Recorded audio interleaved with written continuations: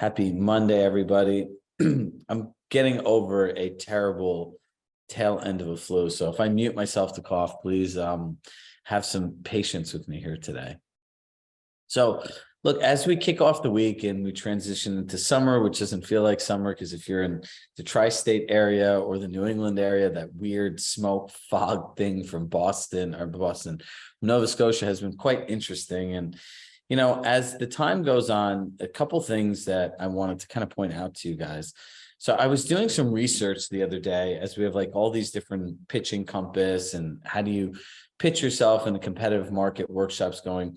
And here's some interesting statistics. And I pulled this up and I want to share this with you. Where did this go?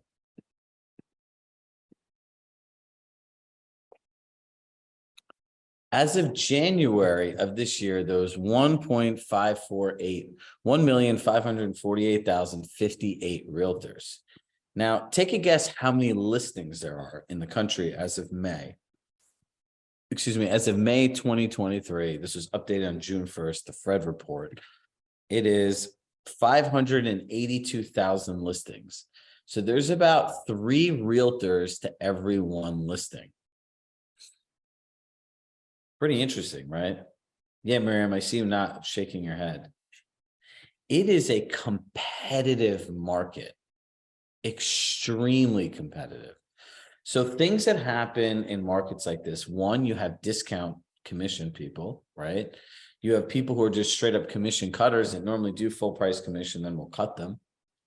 You have clients that are just confused. They don't know what they're paying for. This is the time to really double down on your skill set. And if you think these numbers are getting better, listen to what Robert said, right? A third of people have 3% or under mortgages, and then like 70% of people have like 4% or under mortgages. People don't need to move. And when there's no inventory, people don't need to move, and there's still a surplus of demand. There's this interesting storm out there where people still are getting full commissions, but you need to be able to clearly articulate your value. And as we get into bulk email, this goes all into the context of relationship building. What kind of relationships do you keep with people so people continue wanting to pay you beyond a transaction? Because when you do certain things with people, they feel a certain way. When people feel a certain way, they act a certain way. When people act a certain way and show up a certain way, the people that are in their corners will show up the same way. Does that make sense? So if I sold, let's see, Rob Kim a house, and I used bulk email and I stayed in touch with him to all the things that were important to him. Right? There was very curated, specialized contact. I followed up. I made sure that, you know, when he moved, how did his move go? Checked in a month, shared the best restaurants, knew that he has kids, shared kids' activities, quarterly checked in, an annual equity review with his home. When he's recommending a real estate agent, how is he going to speak about me? In a very different way than the person who just sold a house and sent some random postcards. This is the value of bulk mail. See, I wish I could run my entire business through Compass and use the CRM and use bulk mail. It is now I got that they put that footer underneath it for the, you know, if you could unsubscribe to this, but still at the end of all of it, you can still write to people in a personalized way. There is I think if someone's on my team, we could figure out the name. I think it's called GMAS. There are other programs that do similar things to bulk mail that you can use as well. But in the sense of how does this really work? Bulk mail is your opportunity to create personalized conversations in groups. So what do you need for bulk mail really to work is effective tagging. So all of us from today on need to go into the CRM and use the notes section of our phone more effectively. We need to become better listeners. I could tell you 100 different things to send people in bulk mail, but if you don't have the right information, how do you know what you're sending and to who? And I shared that statistic of the 3 realtors to every one listing.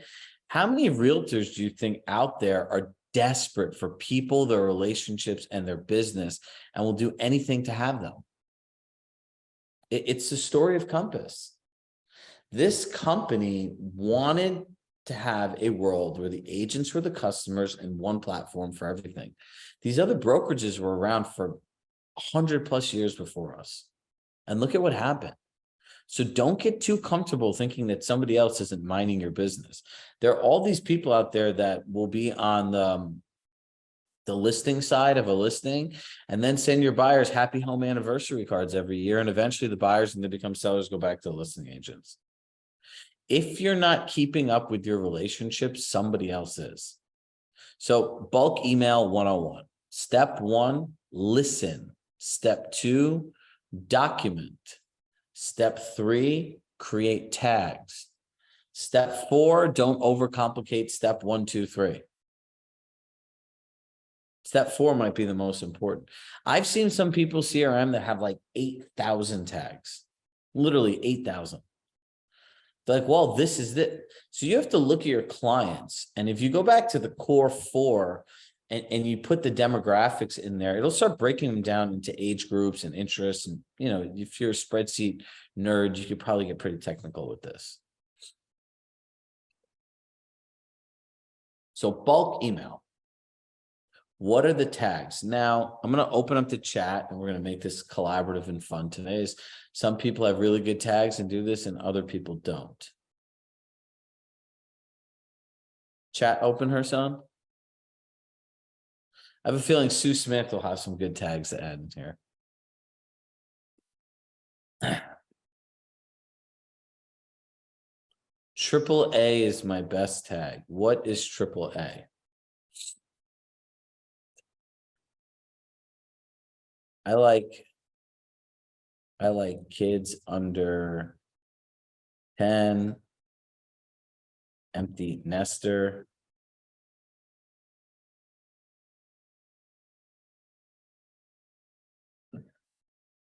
Baseball families.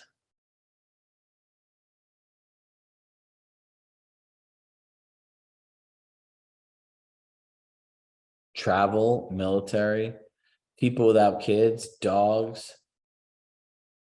elementary school.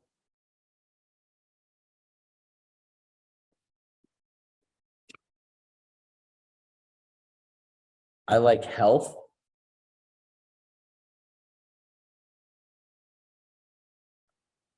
So think about it like this. Tags equal Google alerts. Write that down. Tags equal Google alerts. Whoever says clickers gets an extra prize.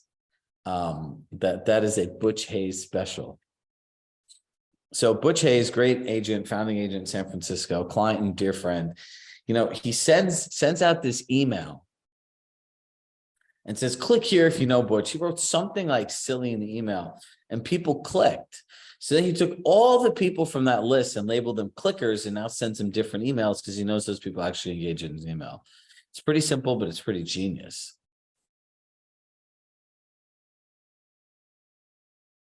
Wine enthusiast, tennis, outdoors, gardeners, high school friends, boating community.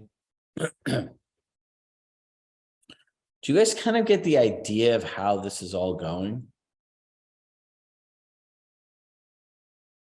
Bulk email is really like the most simple thing you can do. You know, it's funny. It's like people make these topics like really complicated and we can get through them. Like the CRM is like 5 minutes, right? Confidence, the 10 to 15-second rule. It's just like a big networking party. But this goes back to our CRM session. You can't effectively use bulk email when your CRM is filled with 20,000 random strangers that you don't even know how to find the people you want to talk to. So let's go into how you actually make this into a campaign. So we'll pull all the tags together from here. Yogi's equestrian newsletter for everyone receiving my general market data. Look, I would invite my past clients to events, but attends events should be a tag within your CRM.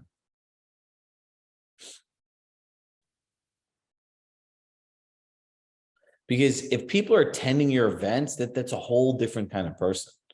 And then as you take these things, it's fun to say, okay, has sent me lifetime value, 50 plus $1,000, attends events, and is a clicker. And then all of a sudden you start looking at this data and you say to yourself, wow, these really are my best clients. Like they're the ones that are most actively engaged, right? Look, because I'm going to go back to this all the time, 3 on 1. You need to be very thoughtful and smart on how you engage with people going forward. Don't, for the sake of just hitting a button to send stuff, devalue yourself. Every single email you send says something about you. If I go right now, and I'll look at this in real time, let's see. I won't say who this is, who any of these emails are from. Okay. This is a top agent in Brooklyn. Just listed. Now's the time to see for yourself. It's this whole email on a $450,000, a $45,000 a month rental. This has no bearing on me. Nothing. Let's see. Here's another one. Well, I really got out of a lot of these.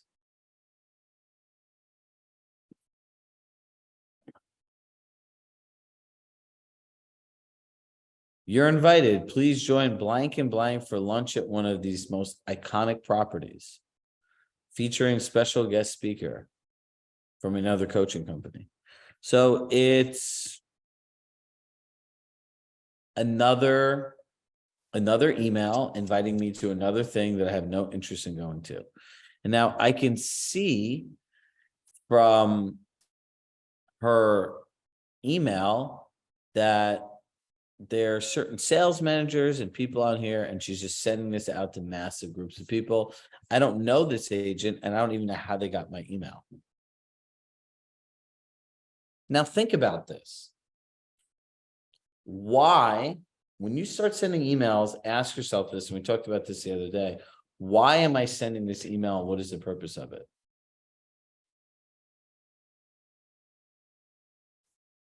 So the whole purpose of bulk mail is to create personalized messaging in groups. Now, I would send bulk email to yourself with the new unsubscribe disclaimer to see what it looks like, to see if you still feel comfortable with it.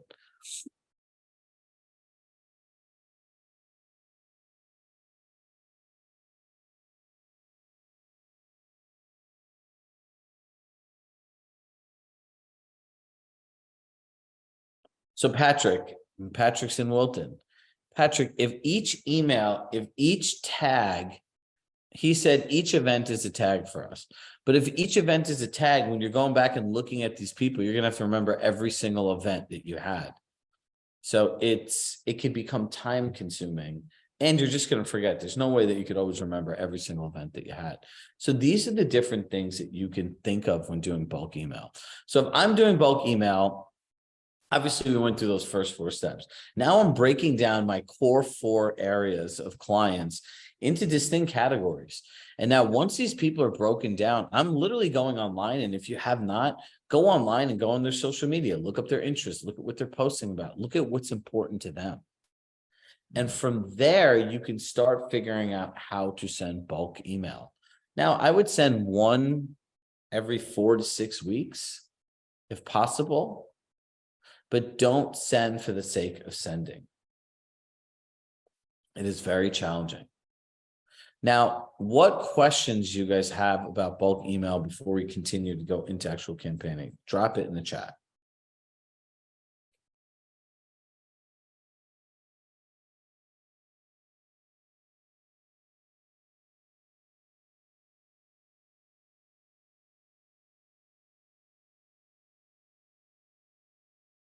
All right, good. Nobody has any questions. We'll keep going.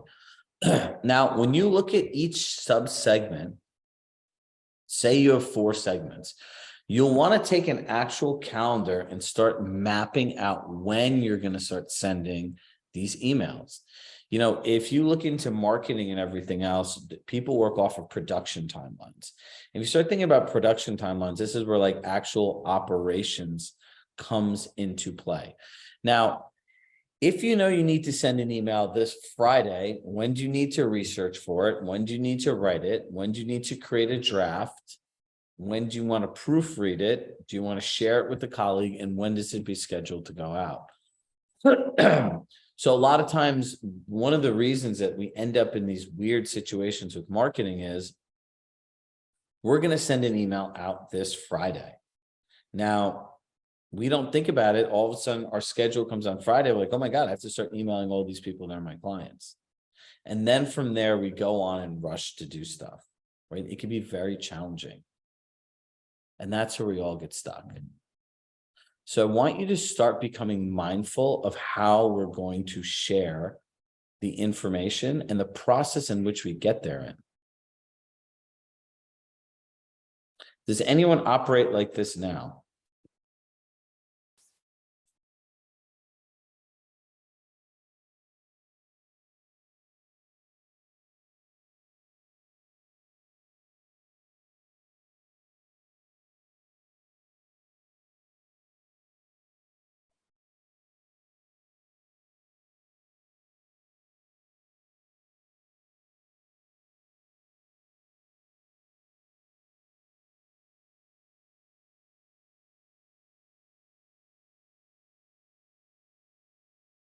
And look, if you don't want to do bulk email, I think it's fine. When you do newsletters, don't try to make them look over personalized and then hit and have an unsubscribe button. It shouldn't say like, hey, dear Miriam, really excited to talk to you and everything. And in the bottom, it says unsubscribe. Like it's very clear that you didn't write that email. So look, we went through this topic really quickly. David, where are you here, buddy? Where is David? I'm going to mute David.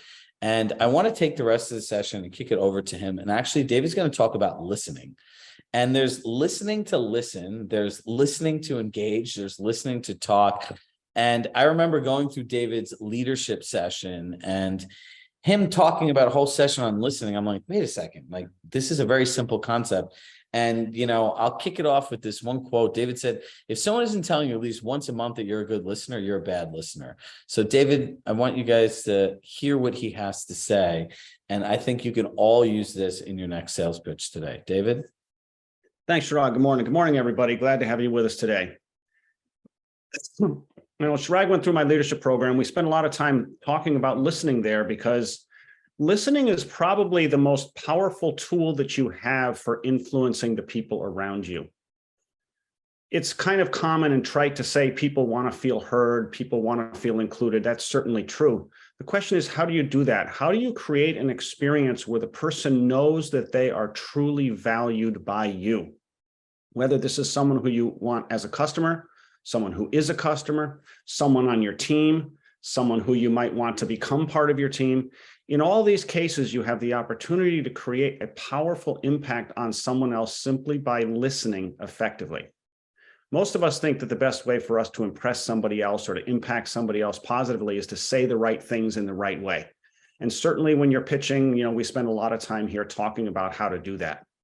But think about the times in your life where you really wanted to be heard by somebody and you were heard. Like when you really needed somebody to be there for you and they were there. You probably remember that time, even if you don't remember all the details that were part of that particular conversation. And conversely, think of a time where you really needed to be heard by somebody, either professionally or personally. It could have been a boss you worked for or somebody else in your life. When you really needed to be heard, it was really important for you to feel connected to somebody else at that moment in time because something was really big in your life and you weren't heard. If you think of an experience like that, chances are you feel kind of ignored, neglected, disrespected. All kinds of negative words or a kind of descriptors of that kind of experience are easy to kind of share when you have that kind of an experience. And so in our particular culture, it's very easy for us to say, well, let's focus on talking all the time. But the reality is that it's just as powerful or maybe more powerful to listen effectively. Chirag said a minute ago that, it's my thing to say to people, If somebody doesn't say to you at least once a month, you are a good listener, or thank you for listening. If you don't hear those words at least once a month, you're not listening well enough, period. Because listening is one of the most powerful ways for us to create impact on somebody. And when somebody says to you, thank you for listening, what they're saying is, I just had such a powerful experience of being connected to by you that I feel compelled to have to say it to you. Thank you for listening, or you're a good listener. Now, you may expect to hear something like this perhaps more in your personal life than in your professional life, but if you've never heard it in your professional life, guarantee you're missing an opportunity to impact your clients more positively. Think about it. Think about a time when you felt so compelled to say to somebody else, thank you for listening. What you're really saying is, I just had a valuable, powerful experience for me, and it was so powerful that I just have to tell you about it. Or when the client gives you great feedback that was unsolicited by you, right? You say, the person just sends an email, just say, hey, I just wanted to tell you how great this experience has been for me. What they're really saying is, I feel connected to by you. I feel served by you. I feel valued by you. And they may use different words to describe it, but essentially that's what they're saying. And here's something. If you want to influence people, whether it's somebody you want to sell to, whether it's somebody that you want to influence a compass, whether it's somebody in your personal life, remember that people will not be influenced by you unless and until they feel related to by you. This is why politicians go out to the Pacific Northwest and they put on like a flannel shirt and they talk about nature or something like that. And then the next day they go to New York and they're talking about, schools and cops and things like that. And then they go out to Nebraska or Iowa and they start talking about corn subsidies. They're trying to be relatable. They're trying to create an experience in the voter of being related to, because people are not going to pull the lever for somebody unless they feel that person can relate to them. It's the same thing everywhere in life. Your goal at every minute should be to establish first and then maintain a connected experience with the other person. Whether it's your client, whether it's somebody who works for you, whether it's somebody who works closely with you at Compass, or even someone in your life that's important to you. Your goal should always be to maintain a connected experience with that person from that person's point of view. Doesn't matter if you feel connected to that person, they don't feel connected to by you. This is the experience that many of us have as parents, right? We love our kids to death, but they don't love us, right? So one way that we can have somebody understand how much we care about them is in the way that we listen to them when they want to be heard. And unfortunately, we're really bad at this. How many times are we multitasking, right? Somebody's talking to us, but at the same moment we're texting somebody or we're typing something on the computer and we're like, yeah, what are you saying? What, wait, hold on a minute, right? Anybody on the other end of that experience is like, this person doesn't care about what I have to say right now, right? If you've been on the other end of that experience, certainly you have some kind of an idea of what it's like when you know that the person is not there when you need them to be there. And it doesn't mean it has to be a big, heavy situation. It's just a moment when you have something to say and you want them to attend to what it is you're saying. Thoreau said, the greatest compliment ever paid me was when someone asked what I thought and attended my answer. And what he was simply saying was simply be there. You see, one of my principles for agents to be successful is to maintain that connected experience at all times from the other person's point of view. And the only way that they can be sure that they're connected to by you is how you're responding to them. And the only way that you can respond to them in the right way is to hear what they have to say in the first place, or hear what the words are between the message, right? Sometimes someone will communicate with you and the words are not directly the message. The words are some kind of an indication of the message, but the message is hidden behind the words a little bit. So all these things are part of how you're influencing everyone at every moment. When Chirag says, when you send an email out, right, that's a moment of connection with the person. And if you send something that has no relevance to them where they don't feel related to, not only do they not feel related to by you, they feel disconnected by you. And unfortunately, we do that all too often. We send something to someone that creates an experience in them, which is, this person doesn't care about me right now, or this person, doesn't understand what matters to me. All of these things are factors in how you create a positive impact on somebody else. And nothing is ever more important to the success of your business than maximizing every opportunity to create connection with the other person, whether it's client, teammate, somebody at Compass, maybe a vendor, could be anybody. Do you think if you look at all of your inboxes that people are actually listening to what you want, or do people just send you stuff for the sake of sending it to them?